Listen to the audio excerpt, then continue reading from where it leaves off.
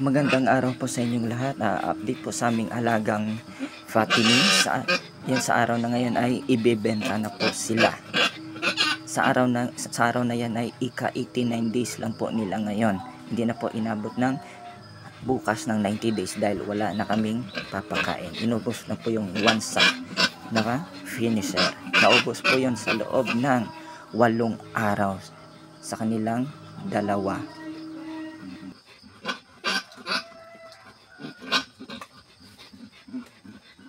Bali, ang aming estimated dito sa malaki ay 83 to 86 kilos. 83 to 86 kilos ang estimate po yan.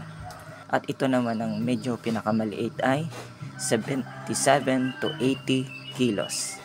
77 to 80 kilos.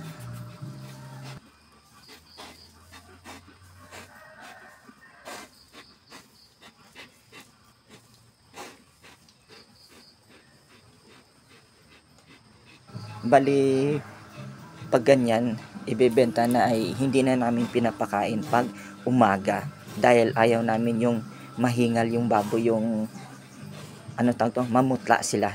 Pinapakain namin yung gabi na hanggang alas 11 ng gabi para umaga hindi na sila hihingalin kapag ikinarga o binabiyahe. Dahil noon muntik na nung alaga namin dahil nangitim ang buong katawan. Inabot halos 20 minutes bago nakatayo ang aming fattening nun.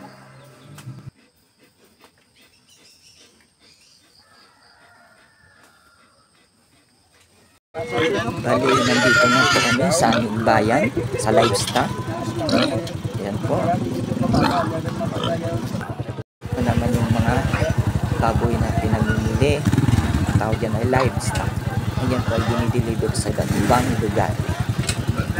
Bali, ang live weight pala ay 210 sa size na 80 kilos.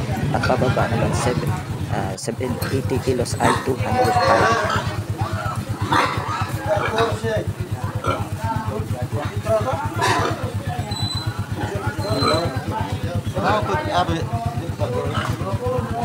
So, 78.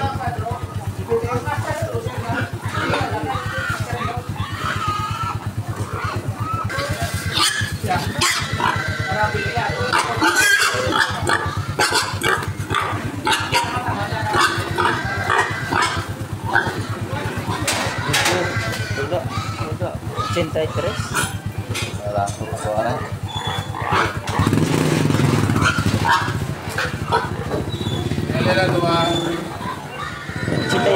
Cinta dos.